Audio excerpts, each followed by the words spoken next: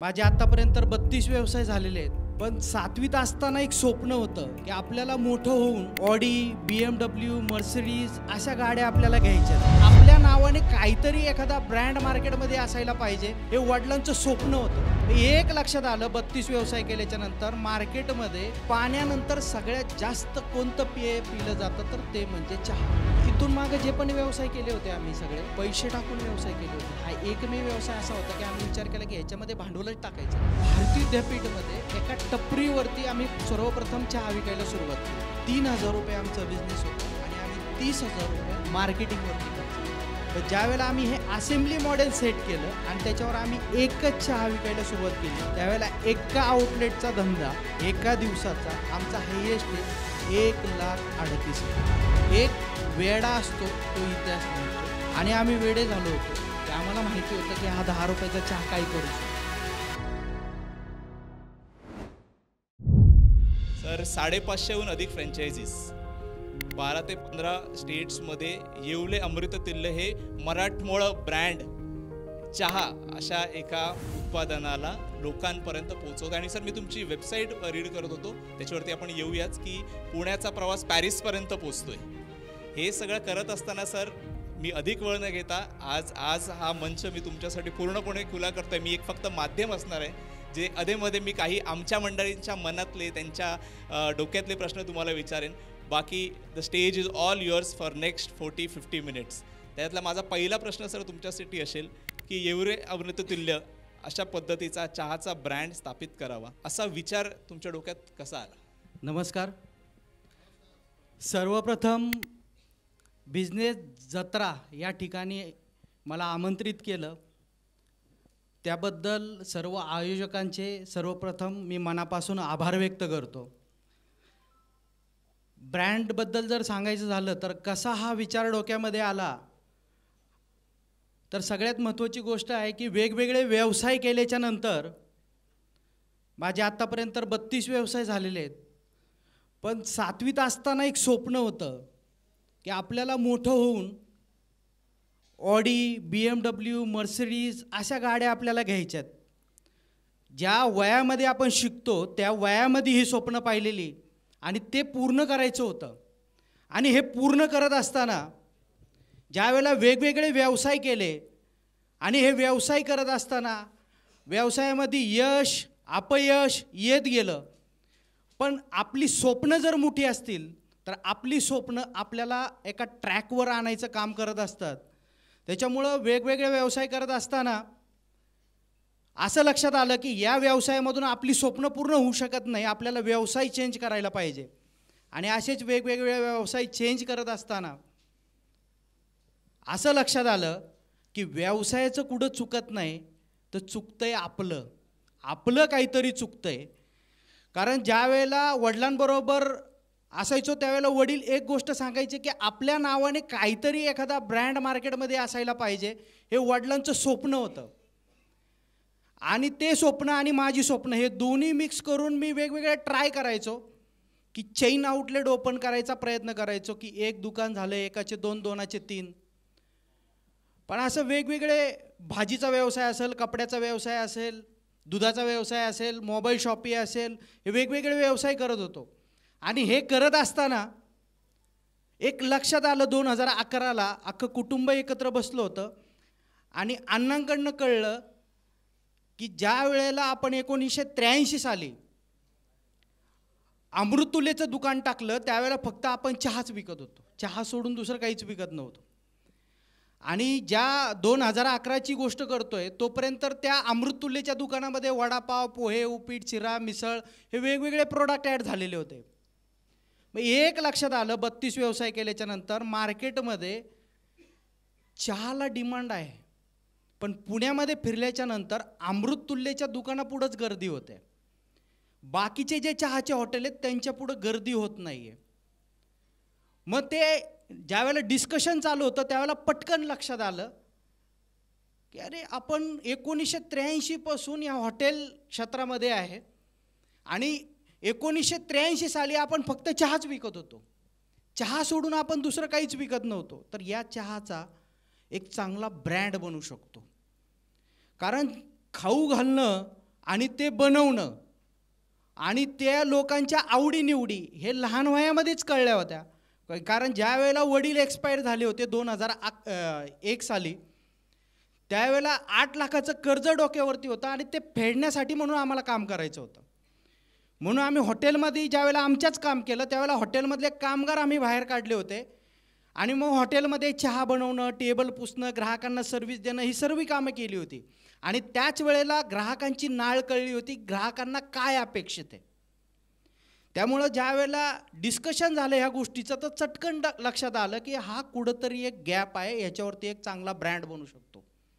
म्हणून 2011 साली डिसिजन घेतला की पाण्यानंतर सगळ्यात जास्त कोणतं पेय पिलं जातं तर ते म्हणजे चहा. आणि चहा म्हणजे आळस, कंटाळा, थकवा दिवसभरामध्ये आल्याच्या नंतर माणूस चहा पितो. घरात जरी चहा पिऊन व्यक्ती बाहेर जरी गेला तरी बिझनेसची मीटिंग असेल, कोण नातेवाईक भेटला, कुणी भेटला तरी बाहेरसुद्धा चहा होतो.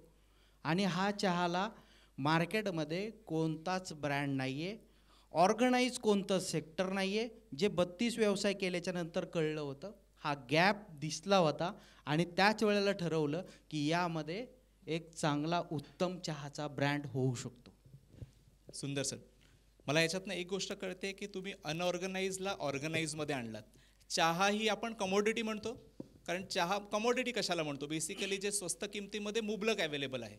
पण त्या कमोडिटीला आयडेंटिटी देणं आणि त्या आयडेंटिटी देण्यासाठी काही स्टँडर्ड ऑपरेटिंग प्रोसिजर्स असावी लागतात. सर, गेल्या वेळी आपली भेट झाली होती तेव्हा तुम्ही मला सांगितलं होतं की आमची टेस्ट, तुम्ही 550 पैकी कुठल्याही आउटलेटला जा, ती चहा तुम्हाला तशीच लागणार जी पुणे, मुंबई किंवा तुम्हाला आसाम आणि बिहारमध्ये मिळालेली आहे.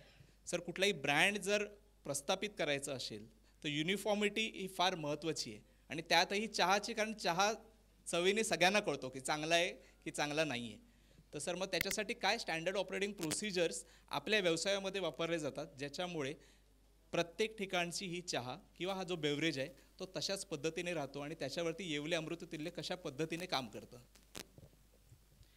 ज्या वेळेला आपल्याला ब्रँड बनवायचा असतो तर सगळ्यात पहिलं आपण त्याच्या SOP असतील, प्रोसेस असतील किंवा त्याचं प्लॅनिंग असेल किंवा गोल सेटिंग असेल, ह्या सगळ्या गोष्टी महत्त्वाच्या राहतात.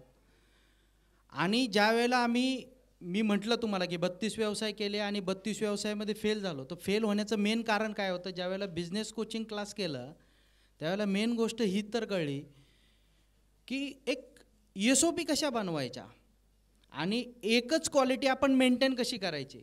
जसं मी तुम्हाला सांगितलं की मोबाईल शॉपी मी 3 आउटलेट काढले होते, पण ते मला ऑपरेट करता नाही आलं.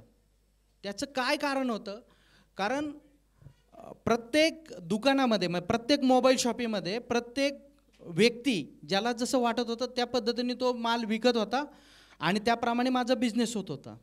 म्हणजे सेम पद्धतीने कोणच काम करत नव्हतं. पण ज्यावेळेला आम्ही असा विचार केला की ज्यावेळेला आपल्याला चहामध्ये उतरायचं आहे, खरं तर आमचं हॉटेल इंडस्ट्रीमधून एक्झिटचा टाईम होता की आता आपल्याला हॉटेल इंडस्ट्रीमध्ये करायचंच नाही. पण परत डिसिजन घेऊन ज्यावेळेला आम्ही ह्याच्यामध्ये जायचा विचार केला त्यावेळेला बिझनेस कोचिंग क्लास करून आम्ही पाहिलं की SOP आपल्याला सेट केल्या पाहिजेत. आणि मग चहा बनवला, चहाच्या ट्रायल्स घेतल्या, त्याचे मेजरमेंट आम्ही फायनल केले आणि भारती विद्यापीठमध्ये एका टपरीवरती आम्ही सर्वप्रथम चहा विकायला सुरुवात केली. म्हणजे इथून मागं जे पण व्यवसाय केले होते आम्ही सगळे पैसे टाकून व्यवसाय केले होते. हा एकमेव व्यवसाय असा होता की आम्ही विचार केला की ह्याच्यामध्ये भांडवलच टाकायचं नाही. आम्ही टपरी घेतली, ती पण भाड्याने घेतली आणि त्याच्यावरती चहा विकायला सुरुवात केली. आम्ही जे स्टँडर्ड केलं होतं मेजरमेंट प्रत्येक मालाचं. पण ज्या वेळेला तिथं मी कंटिन्यू 6 महिने थांबलो, अशा गोष्टी त्याच्यामध्ये लक्षात आल्या की नुसतं स्टँडर्ड ऑपरेटिंग प्रोसेस करूनसुद्धा याच्यामध्ये तुम्ही चहा बनवला तरी वेगळी टेस्ट येते, अजून दुसरा कोणी बनवला तरीसुद्धा वेगळी टेस्ट येते. मग याला शेवटी तो एक व्यावसायिक किडा असावा लागतो ना, की तो पाहण्याचा दृष्टिकोन असावा लागतो. आणि वेगवेगळे व्यवसाय केल्याच्यानंतर ते एक लक्षात आलं होतं की ठीक आहे, एक व्यक्ती चहा बनवतोय, मग तुम्ही बनवताना लक्षात आलं की तुम्ही 3 मिनटं लावताय चहा बनवायला, मी चहा बनवतोय तर मी 5 मिनटं लावतोय, अजून कोणतरी चहा बनवतोय तर तो 2 मिनटातच बनवतोय. म्हणजे मेजरमेंट सेम दिलं पण टायमिंग चुकला तरीसुद्धा चहामध्ये फरक पडतोय. मग आम्ही विचार केला की ठीक आहे की ह्यांना सांगायचं की 3 मिनिटाचा एक स्टँडर्ड टायमिंग द्यायचा आणि 3 मिनिटाच्या टायमिंगवरती चहा बनवायचा. मग नंतर असं लक्षात आलं की ते मोबाईलला टायमिंग लावायचे आणि चहा बनवायचे. आता मोबाईलला टायमिंग लावून चहा बनवला, ह्याच्या डोक्यामध्ये वेगळेच विचार असायचे. सपोज हा घरी जाऊन घरून बायकोबरोबर भांडणं करून आलेला आहे आणि चहा बनवतो आहे. आता चहा बनवताना त्याच्या लक्षात येणार नाही की अरे टाईम होऊन गेला आहे. मग विचार आला की यार हे पण कुठेतरी चुकतंय. त्याने टायमिंग लावला आहे पण त्याला कळत नाही की टायमिंग होऊन गेला आहे. मग आम्ही विचार केला की याला एक टायमर बसवायचा, म्हणजे टाईम झाल्याच्या नंतर अलार्म वाजेल आणि त्याला कळेल की चहा झाला आहे आणि आपल्याला खाली घ्यायचा आहे. दुसरी गोष्ट, आम्ही जे मेजरमेंट दिले ते मेजरमेंट असं नाही त्यांना सांगितलं की तुम्ही हा एक चमचा घ्या आणि एवढे एवढे टाका. मी म्हटलं हे टाकत असताना पण एक सायकोलॉजी असते की काम करत असताना प्रत्येकाच्या माइंडमध्ये जर वेगळे विचार असतील तर 1 चमच्याच्या ऐवजी 2 चमचे पण टाकू शकतो. मग त्याला आम्ही मेजरमेंट दिलं की एक किटच दिलं की तू तुझं डोकं वापरूच नको, तुझ्यासमोर हे 3 किट ठेवलेले आहेत, त्याचे टायमिंग दिलेले आहेत, त्या टायमिंगनुसार ते किट त्याच्यामध्ये टाकायचे. मग आमचा तो सक्सेसफुल फॉर्म्युला झाला. कारण हॉटेल इंडस्ट्रीमध्ये काम करत असताना एक चॅलेंजेस कामगारांचा सगळ्यात जास्त होता. मग आम्हाला असं वाटलं की हा एक पेन जो आहे ह्याच्यामध्ये जाऊ शकतो. 3 गोष्टी मेजर आम्ही त्याच्यामध्ये फायनल केल्या होत्या. 1, ओनरचा माइंडसेट काय असतो, 2, वर्करचा माइंडसेट काय असतो, 3, कस्टमरचा माइंडसेट काय असतो. म्हणजे वर्करचा माइंडसेट हा पाहिजे की त्याला काम करायला सोपं गेलं पाहिजे. मग त्याला काम करण्यासाठी आपण म्हणतो ना की असेंब्ली मॉडेल, एखादी गाडी ज्यावेळेला आपण बघतो त्यावेळेला एक जण टायरच बसवत असतो, एक जण नटच बसवत असतो. मग ज्यावेळेला आपण असेंब्ली मॉडेल थ्रू ज्यावेळेला काम देतो, नाही तर आपण काय करतो की एकाच व्यक्तीला हे पण काम तू कर, हे पण काम तू कर, हे पण काम तू कर, सगळीच कामं देतो. SOP जरी रेडी असेल तरीसुद्धा तो व्यक्ती चुकतो. पण त्याचा फोकस त्या गोष्टीवरती राहत नाही. म्हणून एका वेळेला एका माणसाने एकच काम कर. चहा बनवतो तू चहाच बनव, पैसे घेणाऱ्याने पैसेच घे, देणाऱ्याने चहाच दे. असं ज्यावेळेला आम्ही त्याच्यामध्ये पाहिलं तर तुम्हाला सांगायला आवडेल की ज्यावेळेला आम्ही 1912-13च्या दरम्यान येवले वडेवाले म्हणून ज्यावेळेला आम्ही आउटलेट टाकलेलं होतं आणि त्याचा जो व्यवसाय होतो तो 7,000 ते 8,000 होता. पण ज्यावेळेला आम्ही हे असेंब्ली मॉडेल सेट केलं आणि त्याच्यावर आम्ही एकच चहा विकायला सुरुवात केली, त्यावेळेला एका आउटलेटचा धंदा एका दिवसाचा आमचा हायेस्ट आहे 1,38,000. मग याच्यामध्ये ते मॉडेल ज्यावेळेला आमचं सक्सेस झालं त्यावेळेला आम्ही त्याला स्टँडर्ड ऑपरेटिंग प्रोसेसनुसार प्रत्येकाला सेम मेजरमेंट दिलं, प्रत्येकाला बजेट दिला. आता प्रत्येक आउटलेटवरती ज्यावेळेला ते चहा बनवतात त्यावेळेला त्याच्यानंतर ती फ्रंट एंडची सिस्टीम झाली. मग बॅक एंडला आम्ही ऑडिटर नेमले की प्रत्येक आउटलेटला जायचं आणि ज्या पद्धतीने आपण प्रोसेस दिलेली आहे त्याच पद्धतीने ते फॉलो करतात का नाही ते चेक करायचं. आणि दुसरे म्हणजे ट्रेनर, की बाबा त्यांची जर कुठं प्रोसेस चुकत असेल तर मग त्यांना जाऊन ट्रेनिंग द्यायची. आणि बॅक सपोर्ट सगळ्या गोष्टी दिल्यामुळं आणि ही सिस्टीम सेट केल्यामुळं याला एक्सपान्शनला आणि सगळ्यात महत्त्वाची गोष्ट काय झाली याच्यामध्ये की कामगाराला काम करायला सोपं झालं, ग्राहकाचा माइंडसेट क्लिअर झाला की मला एवढ्या अमृततुल्यवरती गेल्याच्या नंतर मला चहाच मिळणार आहे, चांगलाच मिळणार आहे, हा एक त्याचा माइंडसेट झाला. जास्त मेनू नाही त्याच्यासाठी असला. आणि ओनरचा माइंडसेट असा झाला की मला एक दुकान ज्यावेळेला मी चालवतोय त्यावेळेला त्याचा एक माइंडमध्ये असतं की मी जर दुकान सोडून कुठं बाहेर गेलो तर मला हिशोब लागला पाहिजे, चोरी नाही झाली पाहिजे, महत्त्वाची गोष्ट.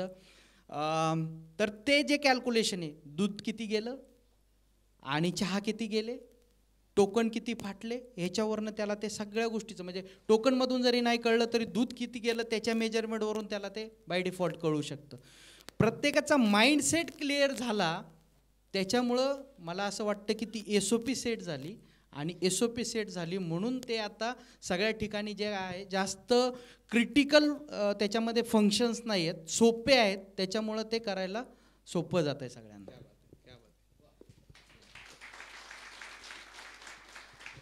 सर असं म्हणतात की it is difficult to be easy, आणि तुम्ही एवढं विस्तृत वर्णन करताय त्याच्यातनं आम्ही सगळी मंडळी म्हणतोय की काय करायचं, चहा तर बनवायची आहे, पण ती चहा बनवताना इतक्या सगळ्या आउटलेट्समध्ये एका चवीची लागण्यासाठी तुम्ही हा जो मेकॅनिझम सांगितलात, आम्ही इथे व्यावसायिक मंडळ आहेत, आम्हालाही ब्रँड बिल्ड करायचा आहे, आम्हालाही आमच्या प्रॉडक्ट्समध्ये कन्सिस्टन्सी आणायची, पण आज तुमच्याकडनं हे आम्हाला शिकायला मिळतं आहे की ती कन्सिस्टन्सी आणण्यासाठी खूप रिसर्च आहे, ती कन्सिस्टन्सी आणण्यासाठी खूप हार्डशिप आहे, ती कन्सिस्टन्सी आणण्यासाठी going in to the detailing आहे. आणि त्या डिटेलिंगमध्ये गेल्यामुळे सर तुम्ही सांगताय की जो 7 ते 8 हजाराचा सेल एका काउंटरचा एका दिवसाचा होता तो ₹1,00,000 वरती पण जाऊ शकतो. आणि तसे ₹1,00,000 सेल देणारे जर अनेक आउटलेट्स असतील तर ती श्रीमंती तुम्ही त्या फ्रँचायझी ओनरकडे आणताय. आणि आम्हाला सगळ्यांना ही गोष्ट जी तुम्ही करताय या व्यवसायामध्ये याच्याबद्दल खूप अभिमान आहे सर. आम्ही हे जे व्यावसायिक आहोत ते एखाद्या गोष्टीत जर यश मिळालं तर ते तिथे स्थापित होतो, त्या पद्धतीने त्याच्यामध्येच काय वाढ होते का असं बघत असतो. आपण चहासारख्या अशा एका उत्पादनाला, एका अशा आवडीच्या पेयाला, बाय द वे चहा आपण असं म्हणतो की हे इंडियाज नॅशनल ड्रिंक, त्याच्यामुळे प्रत्येक घराघरात हाऊस होल्ड नेम आहे की चहा पाहिजेच. मग अशा या चहा याला आपण भारतभर न्यावं आणि ते एका ब्रँडच्या स्वरूपात न्यावं, अशा पद्धतीचे विचार कशा पद्धतीने तुमच्या मनात येऊ लागले आणि त्याची व्याप्ती तुम्ही कशी केलात?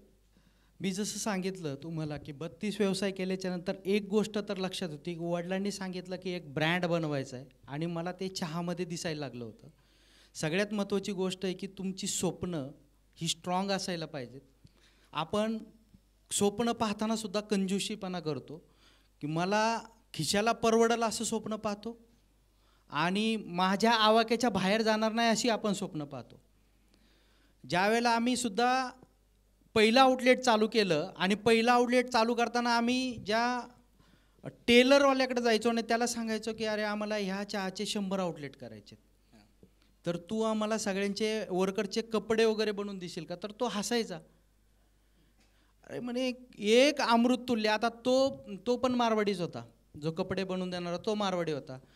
म्हटलं पुण्यामध्ये जेवढे अमृततुल्य आहेत ते सगळे अमृततुल्य आमच्या गावोगाडचे राजस्थानी जे लोक आहेत त्यांचे अमृततुल्य आहेत. त्यांना अमृततुल्य एक हँडल होत नाही, तू 100 अमृततुल्य करायचा विचार करतोय. पण तो आज कधीही भेटला तरी सगळ्यात पहिलं पाया पडतो. आता त्याचं वय 55 आहे, पण ज्या वेळेला मी त्याच्यासमोर बसलो होतो आणि सांगितलं होतं की मला 100 आउटलेट करायचे आहेत आणि ते पण 5 वर्षामध्ये. म्हणजे तुमचा गोल इतका क्लिअर असायला पाहिजे की तुम्हाला आयुष्यात काय करायचं आहे.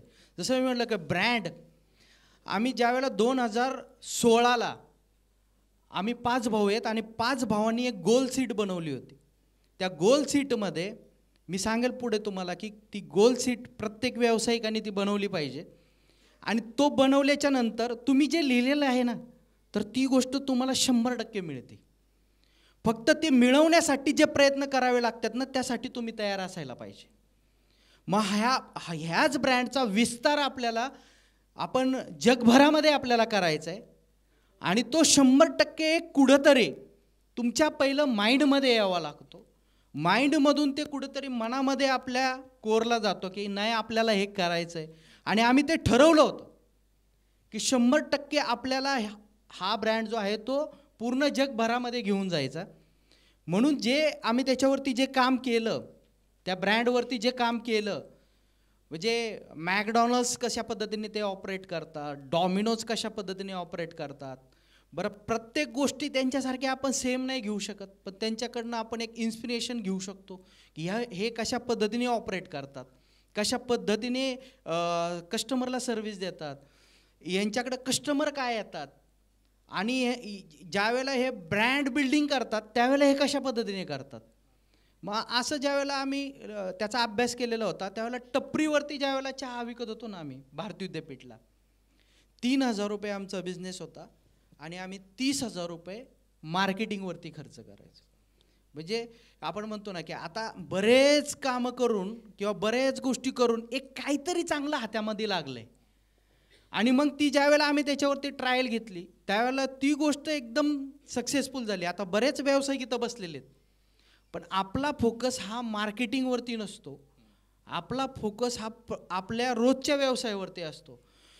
आम्ही विचार केला की नाही आता याला जर आपल्याला आपण ब्रँड बनतोय आणि याला ब्रँडच्या दृष्टिकोनातून आपल्याला मार्केटमध्ये आपल्याला जर घेऊन जायचं असेल तर खरंच मार्केटिंग टेक्निक यूज होतात का. मग आम्ही त्या टपरीवरती अप्लाय केले आणि टपरीवरती अप्लाय अशा पद्धतीने केले की त्याच्यावरती ज्यावेळेला आम्ही 30,000 रुपये मार्केटिंगवरती खर्च केला, तुम्हाला सांगतो मार्केटिंग ही स्लो पॉयझन आहे, ते लगेच तुम्हाला रिझल्ट कधीच देत नाही. आम्ही एका महिन्यामध्ये 25 लिटर दुधापर्यंत पोचलो होतो ज्यावेळेला सुरुवात तिथून केली त्यावेळेला. आता आमचा विचार असा होता की हे 25 लिटर दुधाचं ह्याचं रूपांतर आता जास्त लिटर दुधामध्ये झालं पाहिजे. जे आपण बिझनेस कोचिंग क्लास शिकलाय त्याच्यामध्ये मार्केटिंगचं जे शस्त्र आहे ते आम्ही बाहेर काढलं आणि त्याच्या थ्रू आम्ही मार्केटिंग केली. आता मार्केटिंग केल्याच्या नंतर पहिला महिना आला, मार्केटिंगमुळं ते काय सेलमध्ये एवढा फरक नाही पडला. 25 लिटरचं आम्ही 30 लिटरपर्यंत गेलो, 30चं 35 झालं. दुसऱ्याही महिन्यामध्ये आम्ही परत मार्केटिंगवरती खर्च केला, तेही 40-45 लिटरपर्यंत गेलं. तिसरा महिना ज्या वेळेला आला त्यावेळेला तिसऱ्या महिन्यात दिवाळीचा टाईम पिरियड होता, जो 45 लिटरला आम्ही गेलो होतो ते परत 30 लिटरवरती आलो. आता असं वाटलं की आपण जे मार्केटिंगवरती खर्च करतोय तो सगळा व्यर्थच आहे आणि मार्केटिंगवरती खर्च करणंच आता चुकीचं आहे. पण त्याचा रिझल्ट पुढच्या 7 दिवसामध्ये आम्हाला मिळाला. 7 दिवसानंतर 45 लिटरचं 70 लिटर, 70चं 80 लिटर, 80चं 100 लिटर आणि 100चं 120 लिटर आम्ही 15 दिवसामध्ये अचीव केलं होतं. आणि तोच एक त्या ब्रँडचा सक्सेस होता. आपण म्हणतो ना की बऱ्याच गोष्टी मेहनत केल्याच्या नंतर आता तुमच्या हाताला काहीतरी लागलेलं आहे आणि ठरवलं की आता याला कॉर्पोरेट लुक द्यायचं आणि आपण मार्केटमध्ये एक ब्रँड स्वरूपात जायचं. म्हणून आम्ही पुण्यामध्ये श्रीमंत दगडूशेठ हलवाई याच्या बाजूला फरासखाना पोलीस चौकी आणि त्याच्या अपोजिटला 1-2 दुकानं आम्हाला भाड्याने घ्यायची होती. त्या 2 दुकानांचं रेंट 1,20,000 रुपये. त्या मालकाबरोबर ज्यावेळेला आम्ही बोलत होतो त्यावेळेला तो मालक म्हणला, तुला इथं काय विकायचं? मी म्हटलं चहा विकायचा आहे. म्हटलं तुझा चहा किती रुपयाचा? म्हटलं 10 रुपयाचा. तर 10 रुपयाचा चहा 1,20,000 तू रेंट देणार, कसं काय हे पॉसिबल आहे? ते म्हटलं मी देतो. म्हटलं मी 32 व्यवसाय केलेत, प्रत्येक व्यवसायामध्ये दुकान भाड्याने घेतलेले आहे, प्रत्येक व्यवसायासाठी पैसा लागला आहे आणि मी ते मॅनेज केलं आहे. मला जर माझा व्यवसाय नाही झाला तर मी तुम्हाला देईल. आता हे मी तुम्हाला का सांगतोय समजून घ्या. एक वेडा असतो तो इतिहास लिहितो आणि आम्ही वेडे झालो होतो की आम्हाला माहिती होतं की हा 10 रुपयाचा चहा काय करू शकतो, पण ते समोरच्याला कळत नव्हतं. तो त्याच्या पद्धतीने बोलतोय तो बरोबर होता. तो परत तेच विचारायचा, तू नक्की चहाच विकणार आहे का दारू विकणार आहे, काय करणार आहे नक्की तू सांग. म्हणजे इतक्या ह्याच्यामध्ये तो विचारायचा. म्हणलं चहाच विकणार आहे. बरं चहा तू 10 रुपयाचा, असंही नाही की तुझा चहा 50 रुपयाचा आणि तू 1,20,000 रुपये भाडं कसं देणार. पण आता मेन गोष्ट आहे जसं मी तुम्हाला सांगितलं की मार्केटिंग, आणि ह्या मार्केटिंगचा परत आम्ही तिथं कसा वापर केला.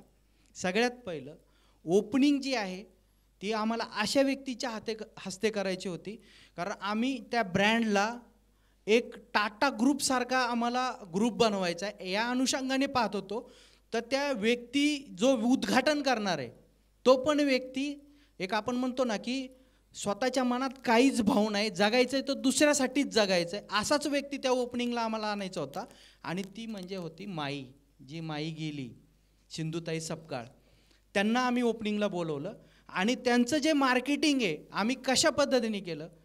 चहाचं आउटलेटचं ओपनिंग आहे, आपल्या दुकानाचं ओपनिंग असेल तर आपण नातेवाईकांना फोन करतो, मित्रांना फोन करतो किंवा त्यांना जाऊन कार्ड देतो. तर आम्ही काय केलं, नातेवाईकांना मित्रांना फोन केले आणि कार्ड शेजारच्या जेवढे काही दुकानं आणि ऑफिसेस असतील तिथं कार्ड वाटले. कारण आपला कस्टमर तो आहे, आपला कस्टमर तो नाही की जो आपण नातेवाईकाला बोलवतो किंवा मित्रांना बोलवतो, ते तर आपल्या प्रेमाखातीर येणारच आहेत. पण आपल्याकडे चहा पिणारा कोण आहे तर आपल्या आजूबाजूला असलेलं दुकानदार. आता यांना आपण नुसतं बोलवलं तरी हे दुकानामध्ये येणार नाहीत. तसंही आपण आजूबाजूवाल्यांना सांगतो कोण येतं कोण येत नाही. आता म्हटले हे 100% यायलाच पाहिजेत दुकानामध्ये. आम्ही काय केलं, ब्लेझर घातलेली मुलं पत्रिका द्यायला दुकानांमध्ये पाठवले. सगळ्यात पहिलं तो ब्लेझर घातलेला मुलगा बघितला की त्यांच्या डोक्यामध्ये प्रश्न यायचा, अरे ओपनिंग कशाचं आहे. मग मुलं सांगायची चहाचं आहे. अरे म्हणजे चहाचं ओपनिंग आणि ब्लेझर घालून मुलगा येतोय. म्हणजे तिथं एक क्रिएटिव्ह मार्केटिंगची आयडिया होती. आपल्याला तर एक ब्रँड व्हायचं होतं, पण आपल्याकडे गर्दी पण झाली पाहिजे. मग अशा पद्धतीचा एक कॉन्सेप्ट तिथं वापरला. दुसरी गोष्ट जी मार्केटिंगमध्ये आम्ही जे क्षेत्र वापरलं, जी 2014ला आपल्या नरेंद्र मोदींचं मार्केटिंग ज्या पद्धतीने झालं होतं, आम्ही त्याच पद्धतीने मार्केटिंग केलं. आणि हे खरंच युजफुल मार्केटिंग आहे, तुम्ही पण तुमच्या व्यवसायासाठी करू शकता.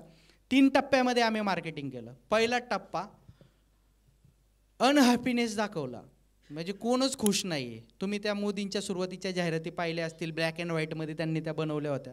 तसं मळकटलेल्या ठिकाणी उभं राहून चहा पिणं आता बंद करा. त्या आमच्या त्या ह्याला नावच दिलं होतं आम्ही आता बास बोल की तो अटेन्शन क्रिएट करायचं की अरे काय आहे आता बास. घाणेरड्या ठिकाणी उभं राहून चहा पिणं आता बास, गढूळ पाणी पैसे देऊन पिणं आता बास. मग तो एक लोकांचं लक्ष वेधून घेतलं सगळ्यांचं त्याच्याकडं की अरे नक्की काय बोलतोय.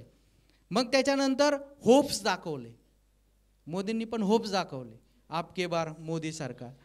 मग आम्ही पण होप्स दाखवले की येतंय कोणतरी असं की जे तुम्हाला स्वच्छ आउटलेट असेल आणि तुम्ही जे पैसे देताय तो पैसे देऊन चहा पिल्याला वर्थ असेल.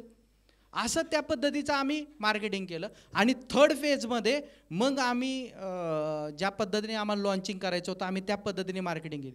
सांगायला तुम्हाला आनंद होतोय मला की ज्या वेळेला ओपनिंग झाली त्या दिवशी आम्ही फ्री चहा ठेवला होता. दुसऱ्या दिवशी 2000 लोक आली होती चहा प्यायला. 2000 लोक म्हणजे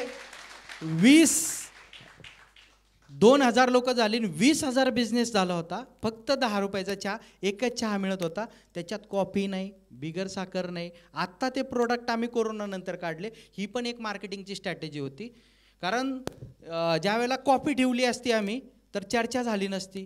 आता आपण कसं म्हणतो की एखाद्या व्यक्तीला आपण सरळ बोललो की तो उलटा घेतो आणि उलटं बोललं की तो सरळ घेतो.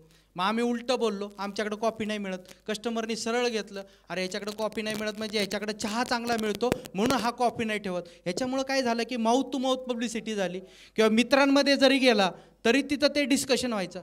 मग ह्या पद्धतीने आम्ही तो ब्रँड लोकांपर्यंत पोहोचवला की जिथं लोकांना विचार करायला आम्ही भाग पाडलं. आणि त्याच्यानंतर मग काय झालं, एवढी गर्दी झाल्याच्या नंतर मग मीडियाने पण त्या गोष्टीला उचललं की अरे एक चहाला एवढी गर्दी होती प्यायला तर काय आहे नक्की. मग ते लोक येऊन मग त्याची शूटिंग वगैरे काढली, सगळ्या गोष्टी झाल्या. आणि तुम्हाला सांगायला आनंद होतो की पुण्यामध्ये एक सभागृह अण्णाभाऊ साठे, त्याची कॅपॅसिटी आहे बसण्याची 1000ची.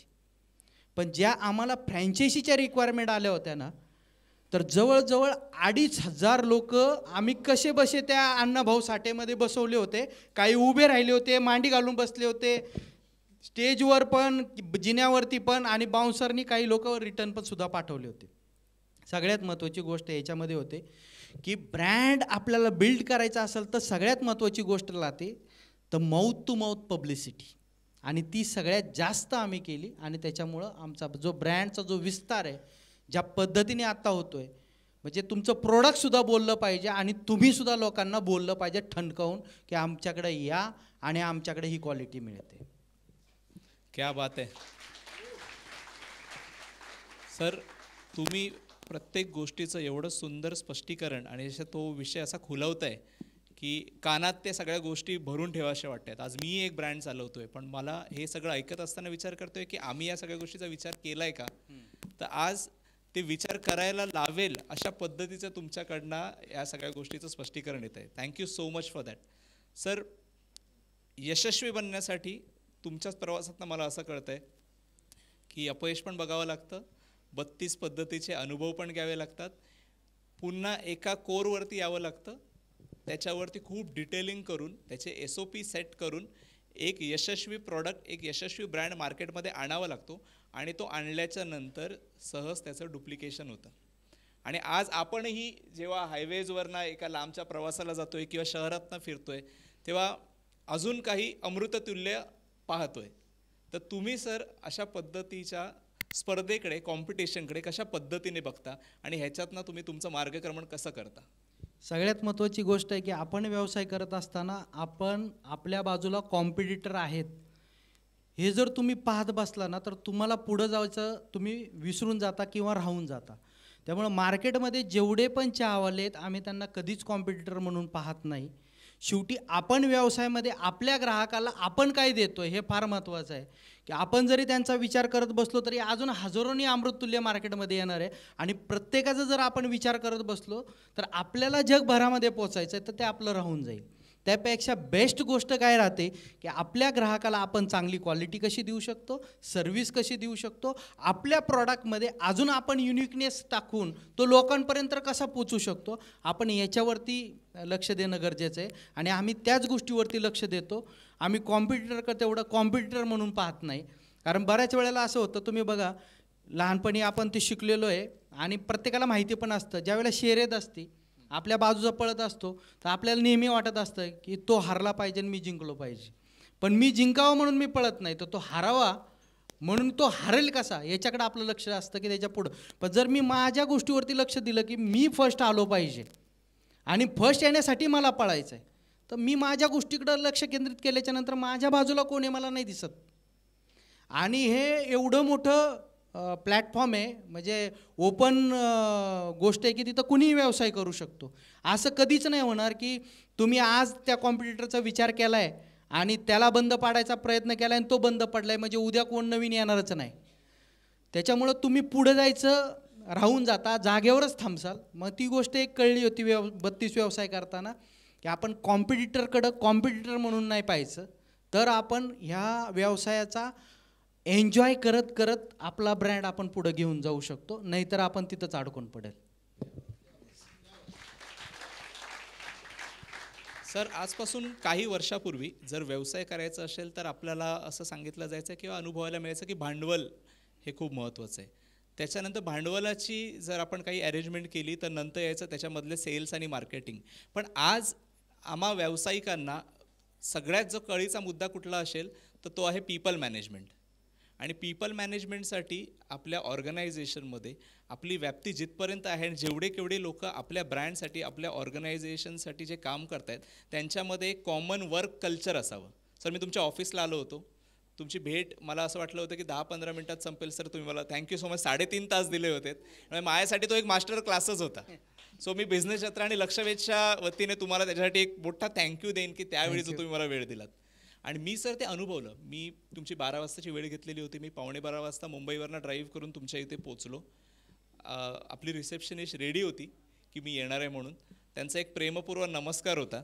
त्याच्यानंतर मी तुमच्यापर्यंत पोचेपर्यंत जे काही त्याच्यामधल्या ज्या फॉर्मॅलिटी होत्या त्या त्यांनी आम्हाला तुम्ही जे केलेले ब्रँड पोझिशनिंग्स आहेत, तुम्ही जशा पद्धतीने ऑफिस इंटिरियर केलं आहे आणि त्याच्यामध्ये ब्रँडचे जी कॉमन आयडेंटिटी होती ज्या सगळ्या मला बघायला मिळाल्या, तिकडच्या मंडळींना मी भेटलो, त्या सगळ्यांमध्ये मला सर तुमचंच एक रूप जाणवलं आणि त्याच्यासाठी तुम्ही सर नक्कीच अथक प्रयत्न घेतले असतील.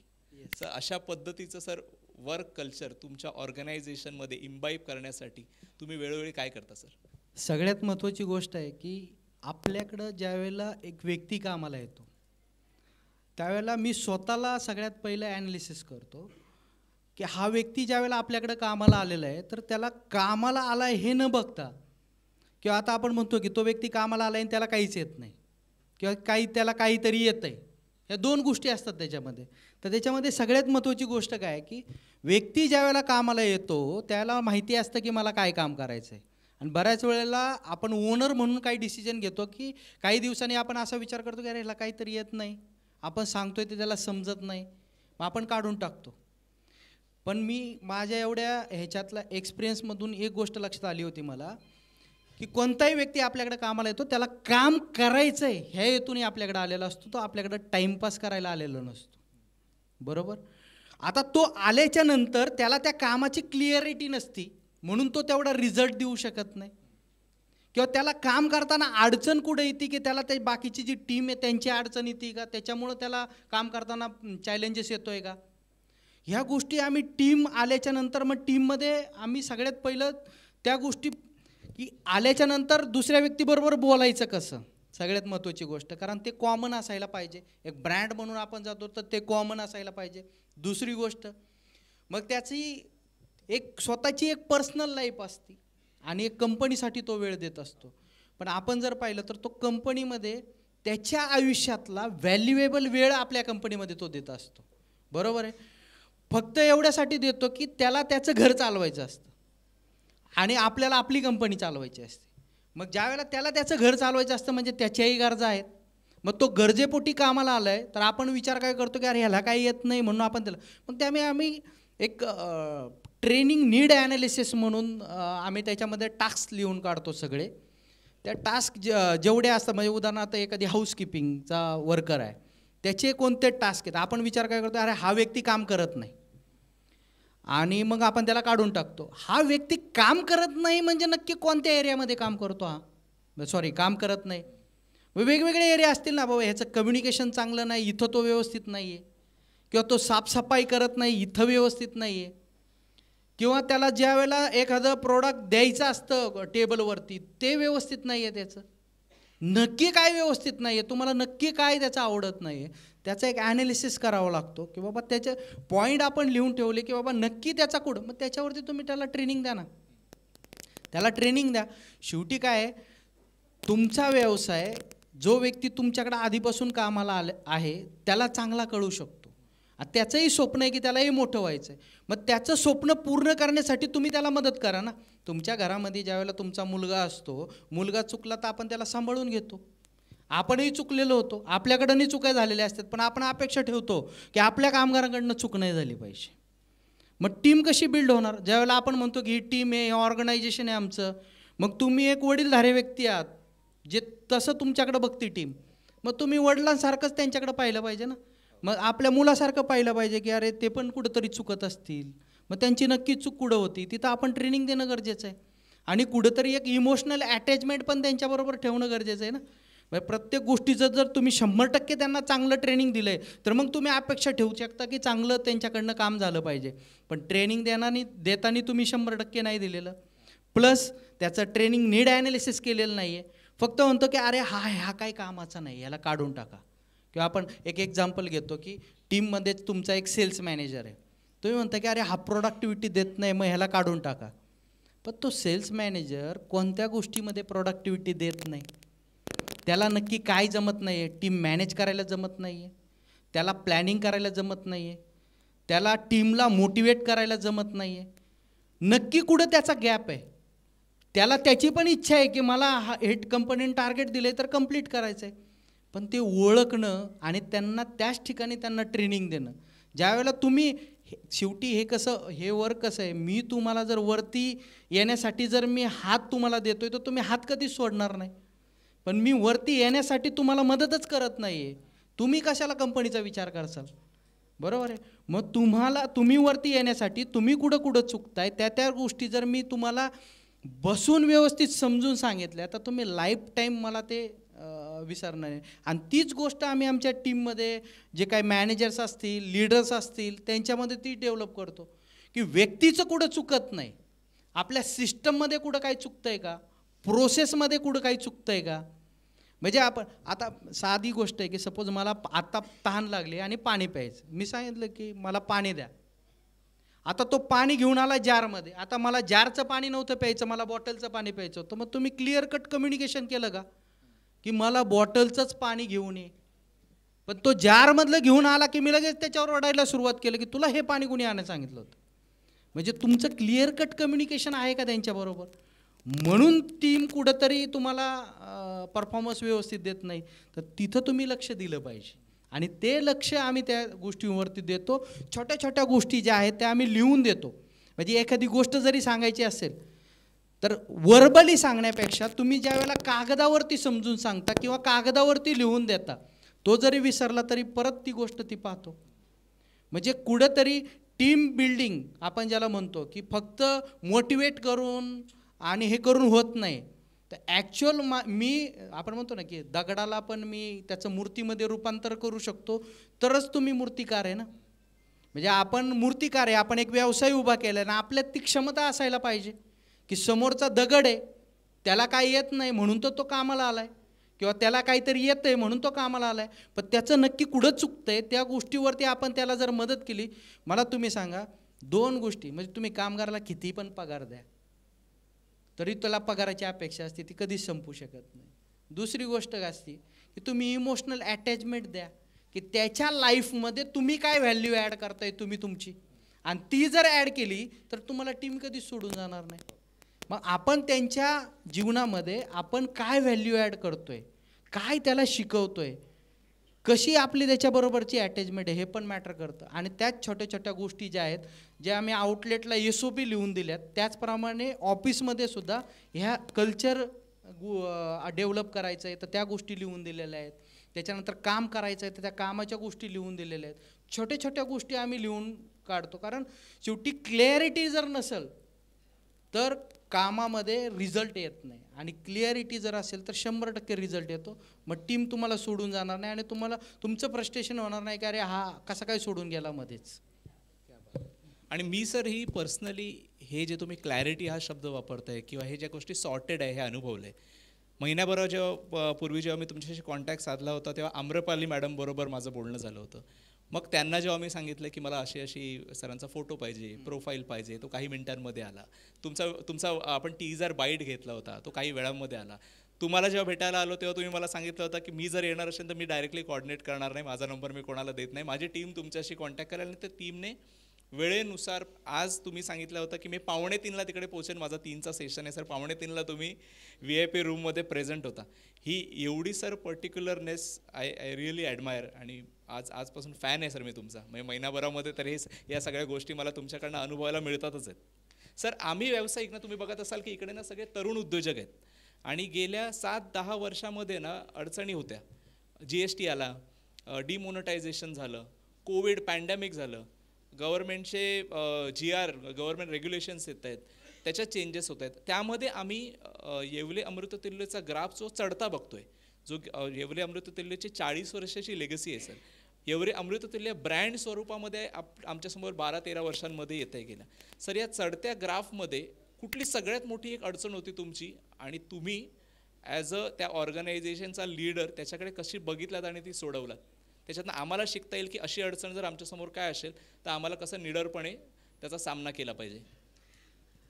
याच्यामध्ये सगळ्यात महत्त्वाची गोष्ट काय की व्यवसाय ज्या वेळेला आपण करतोय तर त्यावेळेला व्यवसाय करत असताना आपल्याला अडचणी येणारच आहेत.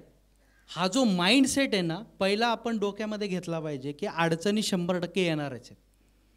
कारण आम्ही ज्यावेळेला अमृततुल्य चालू केलं त्यावेळेला पण आम्हाला अडचणी येणारच आहेत. या अनुषंगाने आम्ही चालू केलं होतं, कारण आपल्याला कॉम्पिटिटर येणारच आहेत. ज्यावेळेला तुम्हाला एखादी गोष्ट होणारच आहे हे माहिती असतं त्यावेळेला तुम्हाला अजिबात भीती नसते. पण तुम्ही अचानकच घाबरून जाता की अरे ही गोष्ट GSTची नवीन आली, किंवा मध्येच मला इन्कम टॅक्सने एखादी नोटीसच पाठवून दिली, किंवा माझ्या कंपनीमध्ये हा एक मध्येच काहीतरी ॲक्सिडेंट झाला, किंवा आपण म्हणतो की मला एक व्यवस्थित चाललं होतं माझं आणि अचानक काय झालं, किंवा माझा सेल अचानक वाढला होता आणि अचानक डाऊन. ह्या अप अँड डाऊन्स व्यवसायाला येणारच आहेत. हे कुठंतरी माइंडसेट असायला पाहिजे. हा एक जीवन प्रवास आहे, आणि ह्या जीवन प्रवासामध्ये तुम्ही एक त्याच्यामध्ये व्यवसाय निवडला आहे, आणि त्या व्यवसायाबरोबर तुम्ही तुमचा जीवन प्रवास करताय. आणि हा जीवन प्रवास करत असताना तुम्हाला अनेक अडचणी येणार आहेत. सगळ्यात पहिलं एक गोष्ट लक्षात ठेवणं त्याच्यामध्ये गरजेचं आहे की आलेली अडचण याला संयम, पहा, म्हणजे आपण म्हणतो ना की स्टॉप, देखो, फिर आगे बढो. काय अडचण आहे, त्याला कशी सॉल्व करू शकतो. प्रत्येक अडचण ही सॉल्व होणारी असते. मग ती अडचण कोणती आणि ते कशा प्रकारे सॉल्व करायची, त्यासाठी आपण आपला माइंडसेट जो आहे आपण शांत असायला पाहिजे. आता आमच्या बाबतीमध्ये ज्या वेळेला आम्ही अमृततुल्य चालू केलं, मध्ये बरेच न्यूजमध्ये बऱ्याच गोष्टी आल्या होत्या. आता त्या ज्या वेळेला तुम्हाला अशी अडचण आली त्यावेळेला, म्हणजे FDAचीच गोष्ट सांगतो तुम्हाला, अशी अडचण आली FDAची, ती जालना सिटीमधून आली होती की त्या सिटीमध्ये तिकडच्या FDAने आउटलेटला जाऊन त्या आउटलेटवरती कारवाई केली होती आणि तिथं बातमी दिली होती. आणि त्याच्यानंतर मग पुण्यामध्ये त्या FDAने कॉल करून सांगितलं की अरे तुमच्या इथं मॅन्युफॅक्चरिंग होतं आहे, मग तुम्ही लक्ष देत नाही आहे, नक्की तिथं जाऊन चेक करा की नक्की काय चॅलेंजेस आला आहे तो. आता ही बातमी पेपरला आली, न्यूजमध्ये आले, सगळ्या गोष्टी आल्या. आता ह्या गोष्टीला टॅकल करायचं होतं. अडचण तर आली. मी म्हटलं ना की तुम्हाला आता माझ्यासाठी सगळ्यात पहिली ती अडचण अशी होती की आयुष्यामध्ये वेगवेगळे व्यवसाय करत असताना छोटे व्यवसाय होते, आता हा मोठा व्यवसाय आणि मोठी अडचण. थोडंसं फ्रस्ट्रेशन येतंच, घाबरलो त्यावेळेला. म्हणजे अक्षरशः आता ते भाऊ आहेत, व्हिडिओचं पण काम करतात. असं बोलायला गेलं तर 4-4, 5-5 तास बोलतो. एक 3.5 मिनिटाचा व्हिडिओ आम्हाला रेकॉर्ड करायचा होता. रात्री 12 वाजता आम्ही सुरुवात केली तर पहाटे 6 वाजले होते. एवढ्या टेन्शनमध्ये होतो. पण ज्यावेळेला तो व्हिडिओ पोस्ट झाला त्यावेळेला 10 वाजता मी नॉर्मल होतो. म्हणजे अडचण आली तर त्याला प्रेशर येतं, पण ती अडचण म्हणजे प्रत्येक गोष्टीला प्लस बाजू असती, एक मायनस असती. म्हणजे तुम्हाला वाईट बोलणारी लोकं आहेत आणि तुम्हाला चांगलेही बोलणारी लोकं आहेत. पण आपण निगेटिव्ह पटकन आपण लक्षात घेऊ, आता काही नाही, आता आपलं संपलं, असं नाही. निगेटिव्ह गोष्ट. दुसरी गोष्ट, ती व्हिडिओ हे केल्याच्या नंतर काय झाली, जे तुम्ही सगळ्यांनी जो सपोर्ट दिला त्याला, त्याच्यामुळे एक वेगळी एनर्जी आली. आणि काही लोक त्याच्या उलट बोलणारी सुद्धा होती. मग त्यांचा आम्ही विचारच केला नाही. आणि दुसरी गोष्ट काय झाली की ज्यांनी ती न्यूज दिली होती ते तिकडचे वकील होते. आता बरेच जणांनी सांगितलं की अरे तुम्ही त्या वकिलावरती कारवाई करा, मानहानीचा दावा करा, तुमच्या उगीचंच हे केलं. कारण व्यवसाय करताना आपण तर प्रामाणिकपणाने केला होता, त्याच्यामध्ये आपण काहीच मिसळलेलं नव्हतं. त्यामुळे एक गोष्ट तर होती, आपण क्लिअर आहोत, आपण क्लिअर आहोत. दुसरं, आता तो वकील ज्यांनी ती गोष्ट केली तो चिखल आहे, आणि चिखलात जर आपण दगड टाकला तर चिखल आपल्याच अंगावर उडणार. म्हणजे आज जरी आपण त्याच्यावरती आपण काहीतरी केस केली, तो उद्या आपली कुठेतरी अजून तो चूक काढत बसणार किंवा अजून तो काहीतरी करत बसण्याचा प्रयत्न करणार. त्यापेक्षा संयम ठेवा. हाही आलेला टाईम निघून जाईल. उद्या आपण अजून मार्केटिंग करू, अजून लोकांपर्यंत पोचू. जो काही डॅमेज झालेला असेल आपण भरून काढू. पण उगीचंच एक दुश्मन पैदा न करता आपण आपल्या मध्ये एक अडथळा तयार न करता आपल्याला पुढं जायचं आहे, आपल्याला थांबायचं नाही. मग आम्ही त्या गोष्टीमध्ये नाही पडलो. मग अशीच आलेली अडचण जी आहे ते आम्ही याच पद्धतीने हाताळतो. आलेली अडचण सॉल्व होणारी असते, म्हणजे सॉल्व होणारी असती. अडचणीला घाबरून बिलकुल जायचं नाही. अडचणी ह्या तुमच्या आयुष्यातला अविभाज्य घटक आहे. आज तुम्हाला असं वाटेल की माझे सुखाचे दिवस चालू झाले, उद्या अचानक दुःखाचे दिवस चालू होतील. मग त्यावेळेला पण तुम्ही स्थिर असायला पाहिजे. आणि आमच्या कंपनीमध्ये पण आम्ही ते डेव्हलप करतो. क्या बात आहे. अतुल दादा आमचे जेव्हा ट्रेनिंग्स घेतो तेव्हा असं सांगतो की एखाद्या ट्रेनच्या समोर एक लाकडाचा छोटा तुकडा ठेवला तर कदाचित ती ट्रेन चालू व्हायला वेळ लागेल, पण सुसाट धावणाऱ्या ट्रेनसमोर लाकडाच्या ओणका जरी आणून ठेवला तरी एका खिसपटासारखी ती ट्रेन त्याला उडवून देईल. सर, तुमच्या याच्या उदाहरणात कसं कळलं आहे की त्या छोट्या गोष्टींकडे लक्ष ठेवू नका. आपलं जर विजन मोठं असेल, आपल्याला क्लॅरिटी असेल आणि असे धोके संभाव्य आहेतच हे जर मनामध्ये असेलच तर आपण ते पार करणार आहे, आपली ट्रेन पण सुसाट धावणार आहे. सर, मार्केटचे वारे बदलत आहेत. Digitalisation, artificial intelligence, anything and everything at your door steps within a click of a button. हे सगळं होत असताना येवले अमृततुल्य ह्या मार्केटच्या बदलाचे वारे आणि लोकांची बदलती मानसिकता ह्याच्यातनं पुढचं मार्गक्रमण, पुढचं जे यशस्वी प्रवास जो आहे तो कशा पद्धतीने करताना तुम्ही बघताय? एका गोष्टीवर आम्ही सगळ्यात जास्त बिलीव्ह करतो की कालाय तस्मय नमः. काळाप्रमाणे आपण नेहमी बदलत राहिलं पाहिजे आणि बदलाला आपण ॲडॉप्ट केलं पाहिजे. जसं मी सांगितलं की ज्या वेळेला ब्रँड लोकांपर्यंत पोहोचवायचा होता त्यावेळेला आम्ही एकच चहा दिला. कोरोनानंतर त्याच्यामध्ये कॉफी आली, बिगर साखर चहा आला, असे बरेच क्रीम रोल आले, पाणी बॉटल आले, बिस्किट आले. तसं आता पुढं प्रत्येक व्यक्ती हा हेल्थ कॉन्शियस होतो आहे. आणि जर बाहेरचं म्हणजे आपण असं म्हणतो की बाहेरच्या जगामध्ये चाललेली गोष्ट आपल्या इंडियामध्ये 10 वर्षानंतर येते. आता बाहेर काय चाललं आहे, तर बाहेरचे जे चहा पित आहेत ते वॉटर बेस्ड चहा पित आहेत, वॉटर बेस्ड चहा पित आहेत. आणि तो कन्सेप्ट इंडियामध्ये येणार आहे पुढचा. म्हणजे फ्युचरिस्टिक आम्ही त्या गोष्टीचा विचार करतो आहे की हेल्थ कॉन्शियस चहा आपण कसा मार्केटमध्ये घेऊन येऊ शकतो आणि हेल्थ कॉन्शियस प्रोडक्ट याला आपल्याला मार्केटमध्ये घेऊन यायचं आहे. आणि शेवटी एक आम्ही आमचं विजट ठरवलेलंच आहे की आम्हाला 2040पर्यंत आम्हाला जवळजवळ 40,000 फ्रँचायसी करायच्यात येवले अमृततुल्यच्या. त्याचबरोबर हे जे नवीन प्रोडक्ट आम्ही घेऊन येणार आहे ते आत्ता आम्ही फक्त आमच्या आउटलेटवरती विकतो आहे. तर हेच प्रोडक्ट आम्हाला GT मार्केटमध्ये घेऊन जायचे, म्हणजे जनरल ट्रेड मार्केट आणि मॉडर्न ट्रेड मार्केटमध्ये घेऊन जायचे. आणि त्याचबरोबर जे व्यवसाय आपले फेल झालेत, व्यवसायाचं नॉलेज आपल्याला आहे, असे वेगवेगळे व्यवसाय. आता एकदा एक बिझनेस सेट झाला, एका व्यवसायाला आपल्याला हा ब्रँड क्रिएट झाला म्हणजे कमीत कमी 10 ते 15 वर्ष देणं गरजेचं आहे. याला 10 वर्ष आपण पूर्ण दिल्याच्या नंतर आपण शिफ्ट दुसऱ्या व्यवसायावर, इकडे टीम झाली, सगळ्या गोष्टी झाल्या, तर दुसरा व्यवसाय करून आपला जो मेन विजन आहे, आमचं विजन आहे की बेरोजगार मुक्त जग करणं. आता जग ही काही बोलायची गोष्ट नाही, ती काही कुणाची नाही, पण छत्रपती शिवाजी महाराजांनी मावळ्यांना एकच विजन दिलं होतं की स्वराज्य निर्माण करा, म्हणजे स्वतःचं राज्य निर्माण करायचं. पण महाराज गेले, मावळे लढले, ते एकाच गोष्टीसाठी लढले, ते स्वराज्यासाठी लढले. मग ही विजन जे आपण टीमला देणार ना, ते की कधी न संपणारं विजन, की ज्यासाठी ते सतत सतत सतत पुढं ते कार्यरत असायला पाहिजे, संपणारं कधीच नाही आहे, असं एक विजन घेऊन आम्ही पुढं चाललेलो आहे. आणि त्यासाठी जे काही प्रोडक्ट आम्ही बनवतो आहे, ज्याच्यामध्ये टेस्ट असेल, अफोर्डेबल असेल आणि एक्सपिरियन्स असेल, जे आपल्या प्रोडक्टमधून कस्टमरला द्यायचा आणि एक ब्रँड एक चांगल्या लेवलला घेऊन जायचं, अशा पद्धतीने आता आमचं काम चालू आहे. फार सुंदर सर. सर मला असं वाटतं की हा परिसंवाद, ही चर्चा, हा इंटरव्ह्यू चालतच राहील. तुमच्याकडे सांगण्यासाठी एवढ्या अनेक गोष्टी आहेत. वेळेचं लिमिटेशन आहे, म्हणून मला जे कळलं आहे ते ह्याच्यातनं सांगतो. हा सगळ्याचा सारांश असा आहे की हा इंटरव्ह्यू जो आपण काही वेळापूर्वी चालू केला, त्याच्यातनं ज्या प्रश्नातनं मला तुमचं विजन, तुमची क्लॅरिटी, तुमचं पॉझिटिव्ह वर्कप्लेससाठीचं जो पर्स्पेक्टिव्ह तो कळला. प्रत्येक गोष्टीतनं SOP तुम्ही कशा सेट करताय आणि त्याच्यामध्ये तुमचा स्वतःचा रोल, तुमचे स्वतःचे ऑब्झर्वेशन्स आणि तुम्ही स्वतः त्याच्यामध्ये जे लावलेले टॅक्टिक्स आहेत त्या कशा सॉर्टेड आहेत हे सुद्धा कळतं आहे.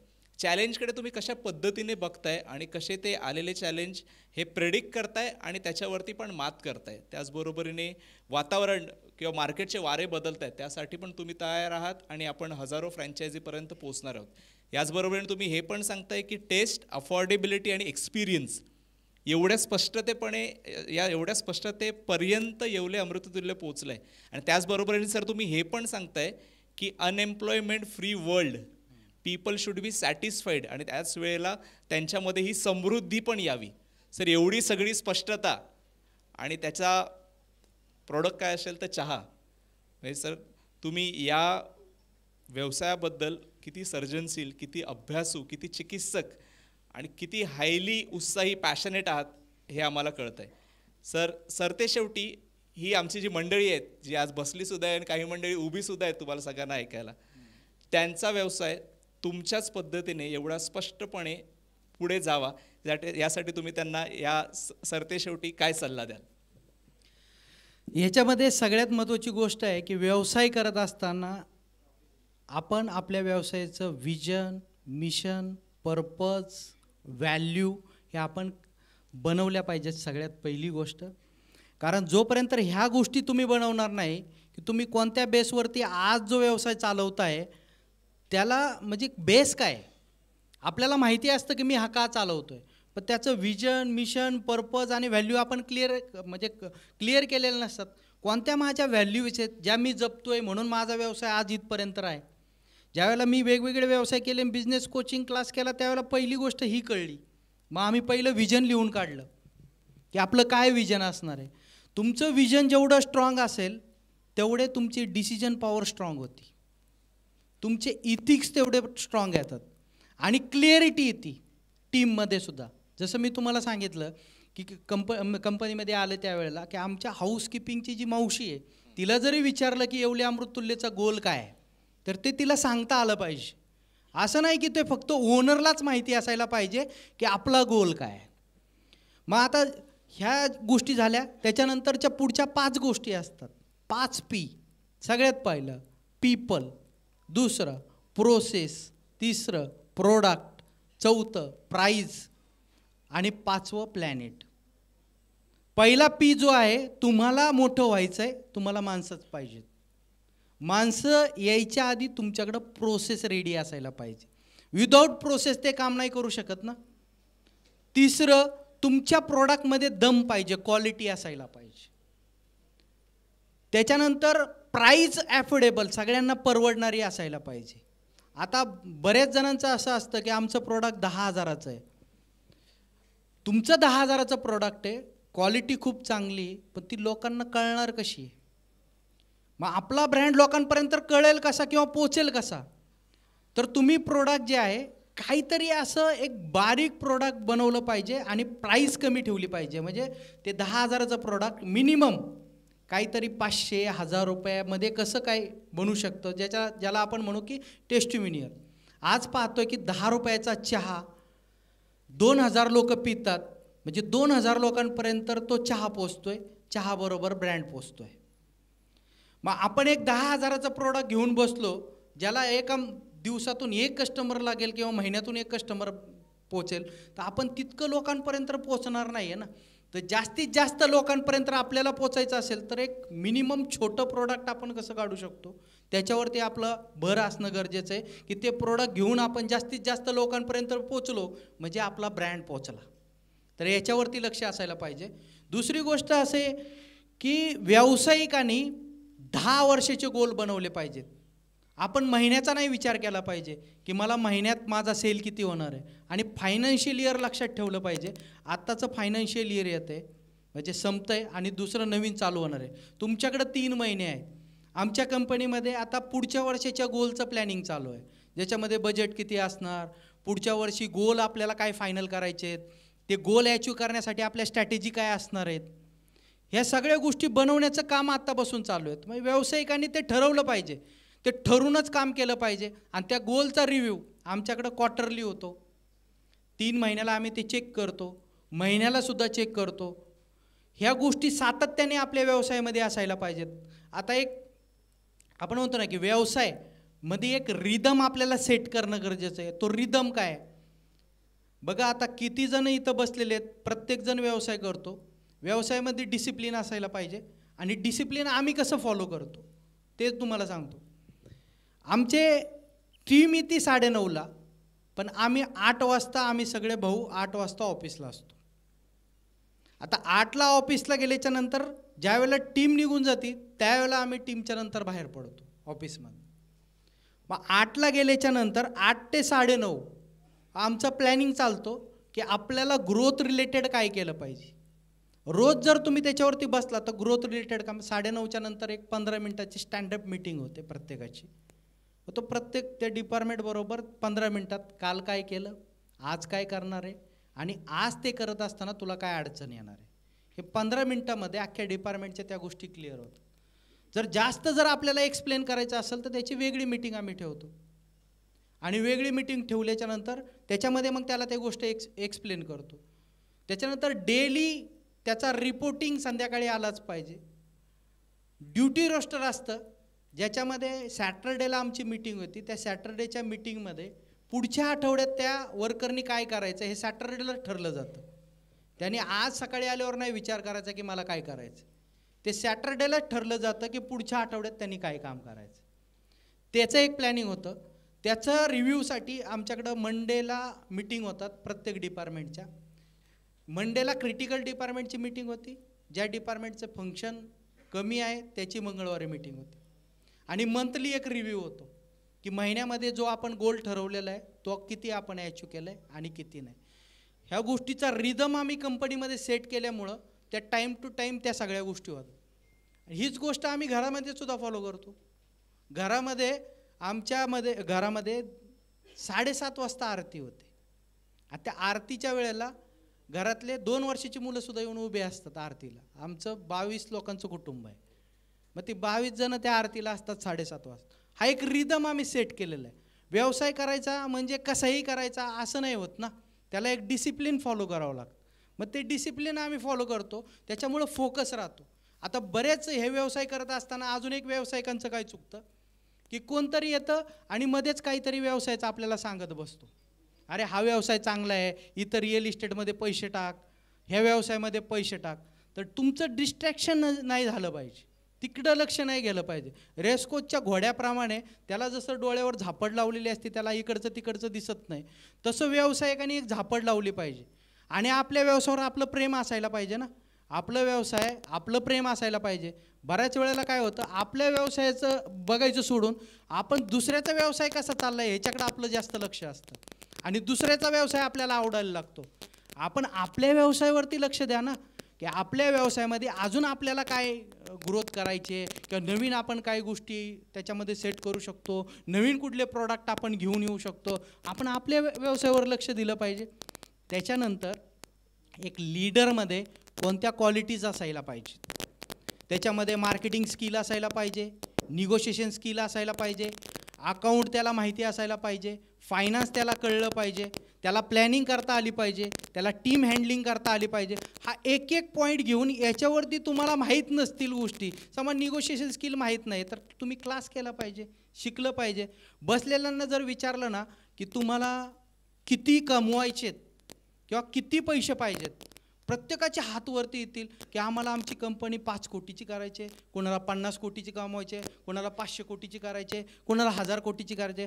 अरे पण 500 कोटीची ज्यावेळेला तर आपल्याला कंपनी करायची आहे, तर 500 कोटीची कंपनी कशी करायची त्याचा आपण नॉलेज घेतोय का, त्याचा अभ्यास करतोय का. मला 5 कोटीची कंपनी करायचे पण मी बिझनेसचं नॉलेजच घेत नाही आहे. एक ट्रॅडिशनल पद्धतीने पारंपरिक आलाय तसाच व्यवसाय, मला जेवढं माहिती आहे त्याच पद्धतीने मी व्यवसाय चालवतोय. कसा 5 कोटीला पोचेल, कसा 500 कोटीला जाईल, म्हणजे त्या गोष्टीचा व्यावसायिकांनी अभ्यास केला पाहिजे. रोज आम्ही त्याच्यावरती अभ्यास करत असतो. आमचे जेवढे पण बंधू आहेत त्यांना आम्ही बिझनेस कोचिंग क्लास आत्ताही लावतो आणि मीही रोज शिकतो, कारण शिकणं कधीच थांबणार नाही आहे ना. कारण व्यवसायात नवीन येणारे चॅलेंजेस, नवीन काय आपल्याला करायचं असेल, ह्या गोष्टी तुम्हाला शिकाव्याच लागतील. तुम्ही जर व्यवसायाच्या बाहेर जाऊन व्यवसाय करायचा विचार करत असाल तर कधीच नाही होणार. मग तुम्ही तुमच्या व्यवसायाला जेवढा वेळ पाहिजे तेवढा तुम्ही देताय का, हा ॲनालिसिस पण केला पाहिजे ना. आणि जे गोल आहेत, जसं मी सांगितलं की गोल प्रत्येकाने लिहून काढले पाहिजेत. आता गोल काय आणि काय लिहून काढले पाहिजेत, मी मगाशी सांगितलं होतं की आम्ही जे गोल लिहिले त्याच्यामुळं आम्ही इथपर्यंत राहिलो. प्रत्येक व्यावसायिकांनी आज गेल्याच्या नंतर हे गोल लिहून काढले पाहिजे. सगळ्यात पहिलं व्यावसायिक गोल, मला माझ्या व्यवसायामध्ये काय अचीव करायचं आहे, पुढच्या 10 वर्षात, पुढच्या 20 वर्षात काय अचीव करायचं आहे ते आज लिहून काढा.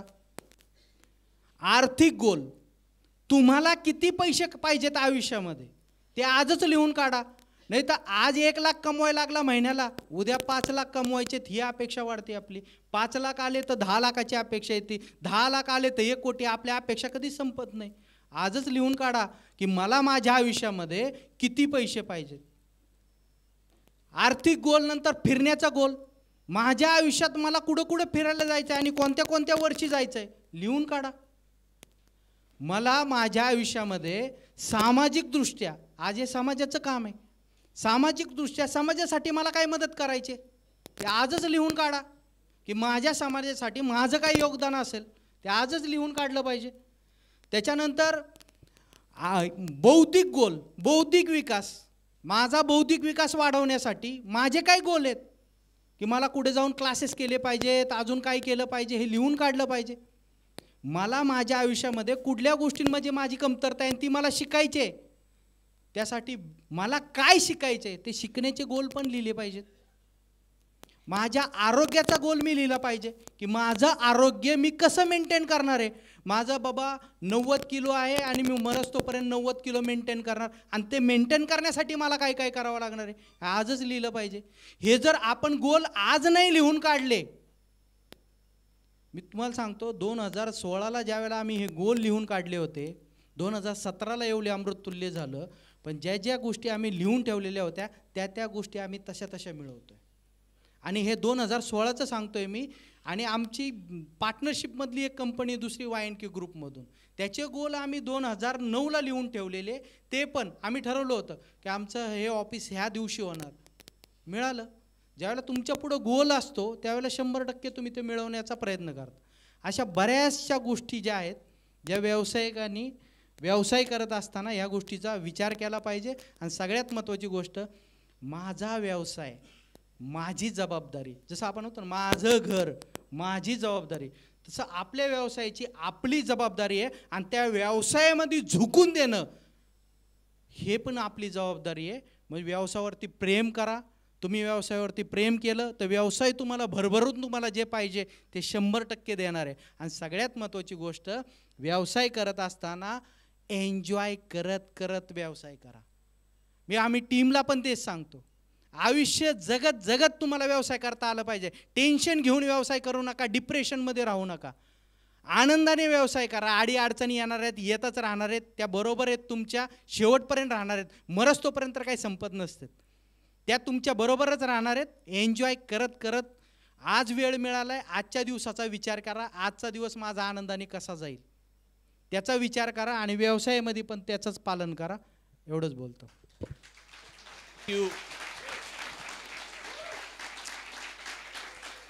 Thank you so much sir.